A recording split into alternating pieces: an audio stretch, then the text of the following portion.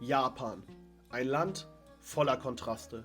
Zwischen Neonlichtern und Natur. Hightech und Tradition. Sushi und 7-Eleven. Mein Bruder und ich waren 14 Tage in Japan unterwegs und haben in dieser Zeit so viel erlebt, dass ich es kaum in Worte fassen kann. Von den Straßen Tokios bis zu den Tempeln in Kyoto. Vom majestätischen Mount Fuji bis zum verrücktesten Convenience Store der Welt. In dieser Staffel Konnichiwa Japan erwarten euch 10 Folgen voller Abenteuer, Überraschungen und magischer Momente. Ob bei der Harry Potter Studio Tour im Stadion von Kyoto Sanga oder beim Rehefüttern in Nara. Jeden Mittwoch um 18 Uhr gibt es eine neue Folge hier auf dem Kanal. Also, zurücklehnen, abonnieren nicht vergessen und ganz viel Spaß bei der heutigen Folge.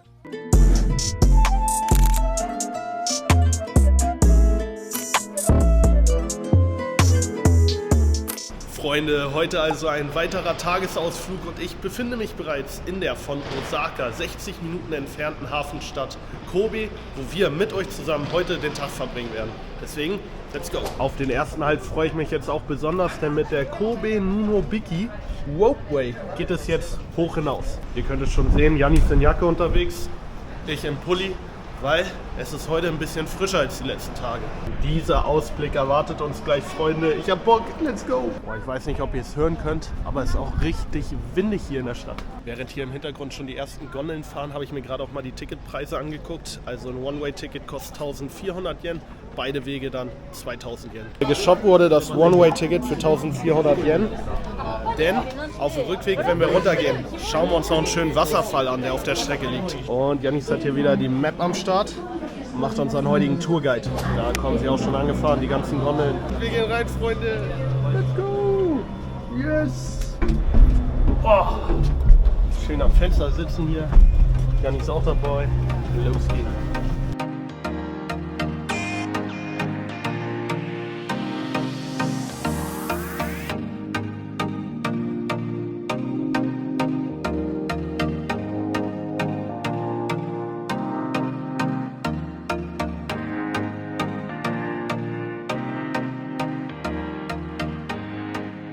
Und da sind wir wieder, Freunde.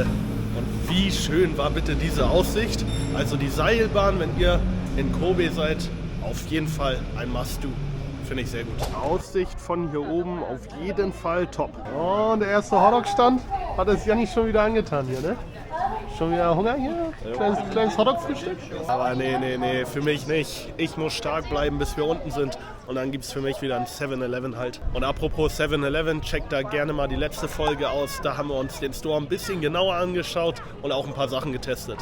Oh, da werde ich doch schon ein bisschen neidisch, ne? Sieht gut aus, das Ding. Guten Hunger. Und nachdem man oben angekommen ist, kann man jetzt durch dieses Tor hier gehen. Ihr könnt es lesen. Und auf dem Weg nach unten die sogenannten Herb Gardens begutachten. Und genau das machen wir jetzt. Unser Ziel ist aber, wie eben bereits angekündigt, ein wunderschöner Wasserfall. Zu dem gehen wir jetzt ungefähr 30 Minuten. Von da aus dann nochmal wieder 30 Minuten, bis wir wieder ganz unten sind. Deswegen ja, wünscht uns und unseren Füßen jetzt viel Glück bei der nächsten Wanderung.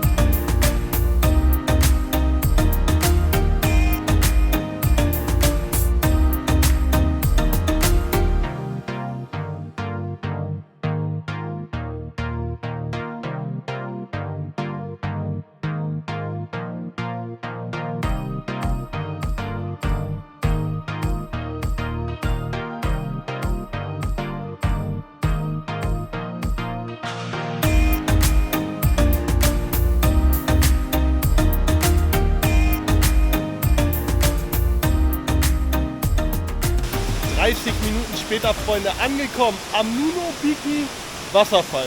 Wie schön ist der bitte? Kurzes Fazit zum Wasserfall hier. Top, gerade weil der auch so leer ist hier. Ich kenne das sonst nur, dass bei Wasserfällen immer richtig voll ist. Ja, schaut euch das mal an hier. 2 Leute da oben kommt jetzt gerade noch jemand und da noch eine Person. Und sonst könnt ihr den Wasserfall hier absolut geil, mitten in der Natur, schön genießen. Hört es euch an, das Wasser, wie es plätschert. Schon sehr cool. Also ja, bevor wir jetzt weitergehen, kriegt von mir auf jeden Fall auch den Daumen nach oben. Und auch sehr guter Einwand von Jannis gerade noch. Das Ganze ist hier ja auch umsonst. Also ihr müsst ja nicht wie wir für 1400 Yen mit der Seilbahn hochfahren, nur um dann wieder runter zu gehen und hier dran vorbeizugehen. Ihr könnt auch einfach von unten den Hikingweg nach oben nehmen und dann könnt ihr hier schön umsonst einen Wasserfall genießen.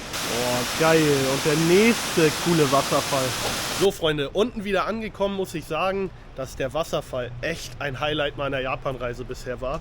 Aber ich bin ja eh so ein kleiner Naturbursche, auch immer in den USA, da nehme ich die ganzen Nationalparks und sowas mit. Gefällt mir richtig gut, so Naturgewalten zu sehen, ist schon echt was Schönes.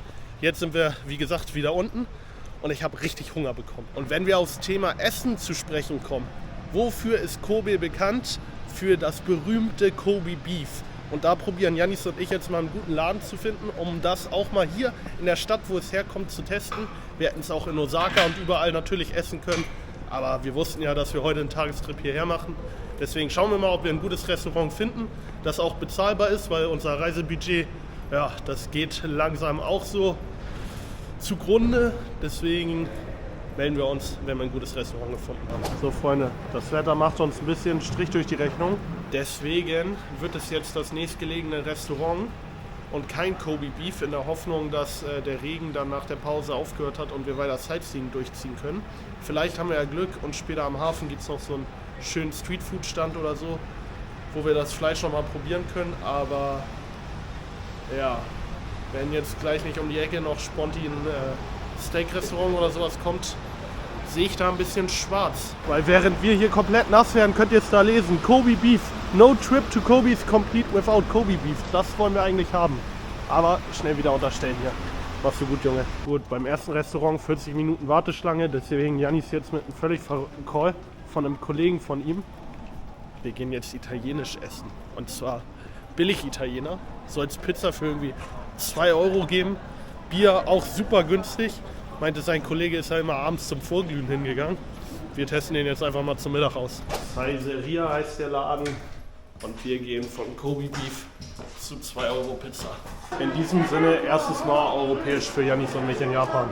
Also der Kollege von Jannis hat hier auf jeden Fall nicht gelogen. Die Preise sind ja mal super günstig. Bin ich mal gespannt, wie groß die Portion dann gleich ist. Weil ich kann mir vorstellen, dass man bestimmt 3 oder 4 dieser Dinger hier bestellt.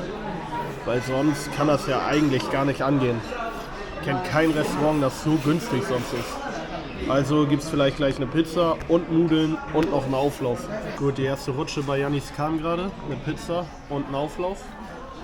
Guten Appetit. Größe. Ja, größer als ich erwartet habe. Aber natürlich nicht so groß, dass man von einer Sache jetzt satt wird für den Preis. So, Saiseria-Fazit, ganz getreu des Mottos, kann man machen. Muss man aber nicht. Großer Pluspunkt natürlich echt der Preis. Wir haben jetzt 6 Euro pro Person gezahlt. Also wer mal einen schnellen Snack zwischendurch braucht, der kann da auf jeden Fall nichts falsch machen. Für mich natürlich schon sehr kritisch, wenn ich zu einem Italiener gehe und da arbeitet kein einziger Italiener. Hatte ich so noch nie und das hat man dann auch geschmeckt. Aber wie gesagt, ist so ein italienisches Mc's-Ding auf noch billiger sogar. Also ja. Wisst ihr Bescheid. Kann man machen, muss man nicht. Boah, Freunde, das Wetter ist so wechselhaft hier, ne? Also gerade vom dollsten Regen überhaupt nach dem Mittagessen. Wieder rein in die strahlende Sonne. Jetzt ein Monster für unseren nächsten Halt. Und der ist wieder einmal Chinatown. Kobe beherbergt nämlich das zweitgrößte Chinatown-Viertel in Japan. Das größte Chinatown-Viertel in ganz Asien haben wir euch ja bereits in einer vorherigen Folge gezeigt, denn dieses befindet sich in Yokohama. Spidey ist auch hier in Chinatown natürlich am Start und ihr könnt es lesen. Kobe Beefsteak. Vielleicht, wie vorhin angekündigt, einfach nochmal einen Snack auf die Hand gleich ausprobieren. Und Freunde, mittlerweile kennt ihr mich ja, neue Stadt heißt neuer Magnet als Mitbringsel. Diesmal von Kobe hier. Kleines Japan-Design. Top.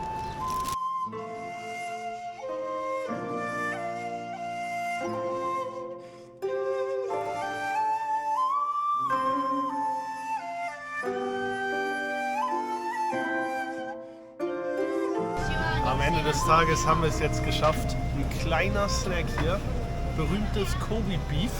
Und das kleine bisschen hier hat genauso viel gekostet wie unser ganzes italienisches Mittagessen eben. Deswegen lassen wir uns das jetzt schmecken und dann gibt es gleich ein Fazit. So, das kommt rein in meinen Mund hier, schön fettig. Boah, auf jeden Fall richtig gut gesalzen. Von den Mädels neben mir hier. Und sehr zart. Das schmeckt richtig gut. Kannst du gleich auch mal probieren hier. Und dann, ja. Schon geil. So, der Meister natürlich mit Stäbchen. So, lass es dir auf der Zunge zergehen. Was sagst du? Das ist echt salzig.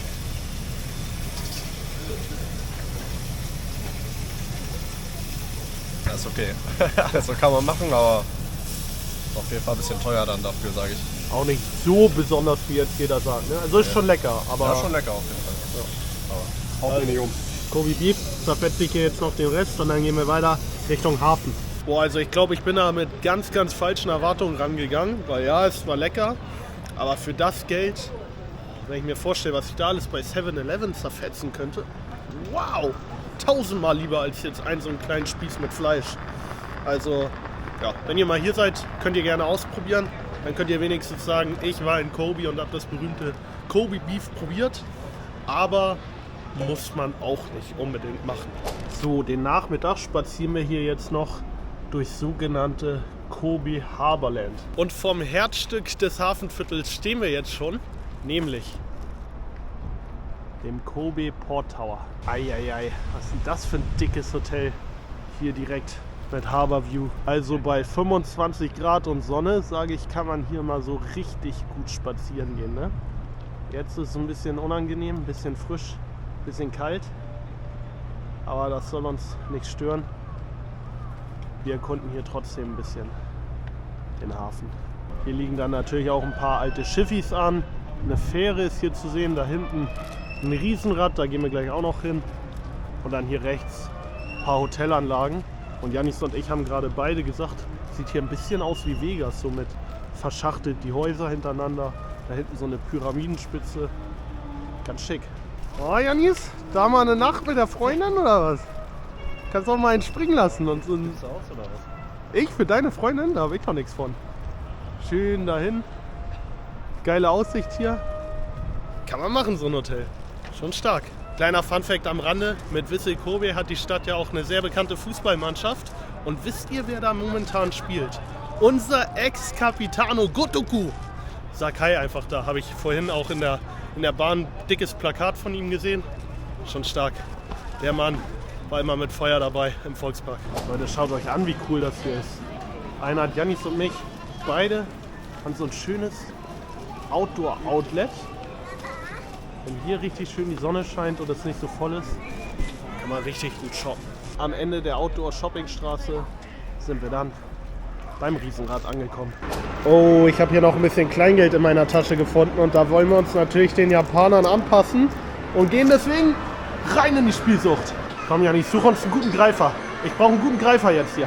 Okay, Jannis hat einen gefunden. Einer will sich Brombeer holen. Da liegt er. Kommt der Brombeer. Hol ihn dir, Junge, hol ihn dir. Erstmal aufstellen. Erstmal aufstellen. Dann guck dich böse an, Junge. Hol ihn dir. Hol ihn dir. Gib ihm. Hol ihn, hol ihn. Fällt wieder runter. Oh, aber fast rein. Wichser. Letzter Versuch, gib ihm. Ja? Ja? Fällt wieder runter.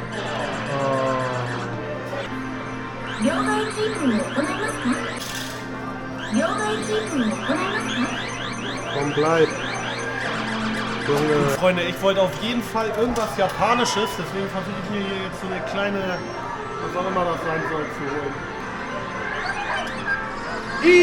Ja, auch stark. Ja. Ja, ich ganz gut aus. Aha.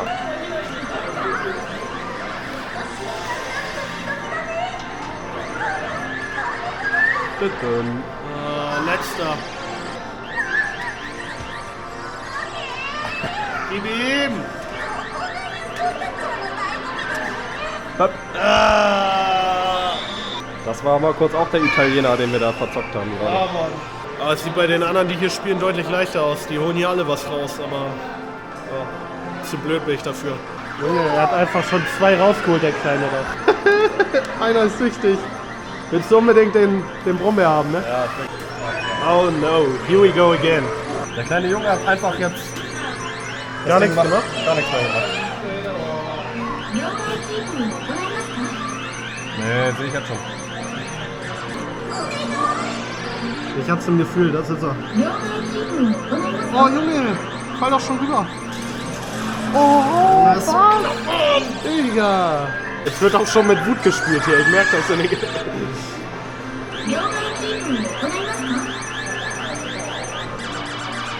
Digga, guck sie an, der. Seine Nase ist schon über der Ecke. Ich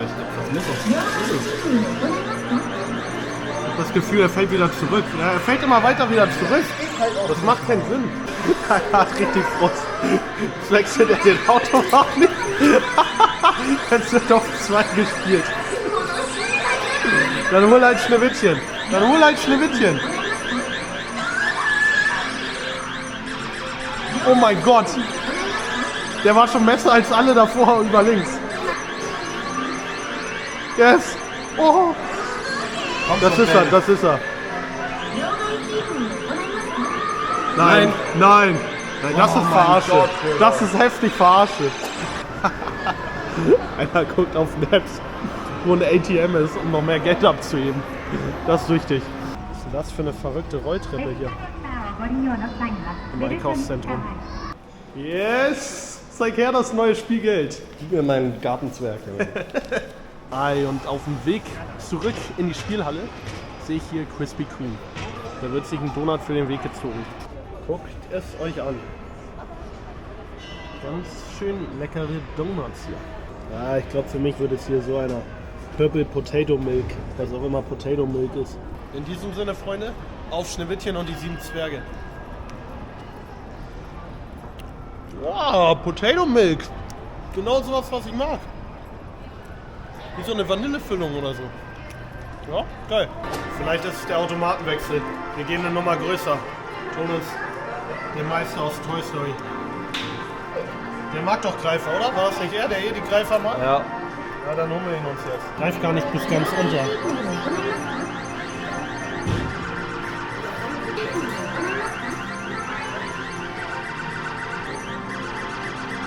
Perfekt eigentlich. Ja, jetzt vielleicht.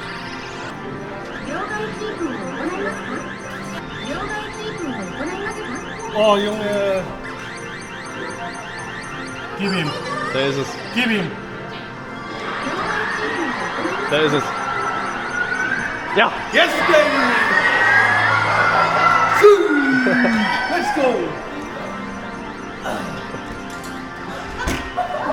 Yes! Ja, jetzt will ich aber auch.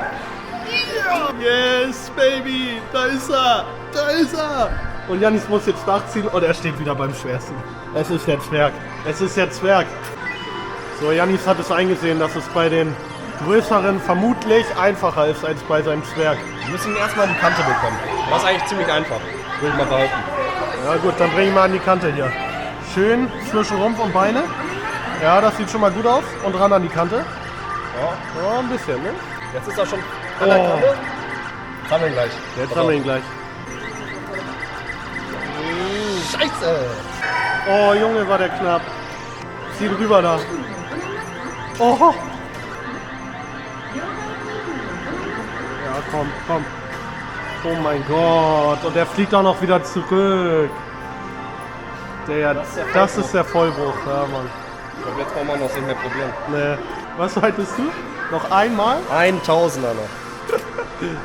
Leute, Spielsucht gefährlich. Also, wir distanzieren uns davon. Aber ich habe hier meinen Kleinen gewonnen. Macht das nicht nach. Ihr seht, was bei rumkommt. Im Regelfall gewinnt man eher nicht. Aber den holen wir noch raus jetzt. So, Freunde, und nachdem Jannis jetzt leider keinen Erfolg mehr hatte in der Spielo, sage ich mit meinem kleinen Freund hier danke, dass ihr wieder eingeschaltet habt. Ich hoffe, euch hat die Folge gefallen. Gerne lasst ein kostenloses Abo da, damit ihr auch nicht unsere allerletzte Folge hier aus Japan verpasst. Nächste Woche Mittwoch um 18 Uhr wieder. Da geht es für uns nach Nara, in den Nara-Park. Ist ja auch sehr bekannt. Kennt vielleicht einige von euch, wird deswegen, glaube ich, eine richtig coole Folge. Ich freue mich, wenn ihr wieder mit dabei seid. Sag Arigato, bis zum nächsten Mal und ciao, ciao.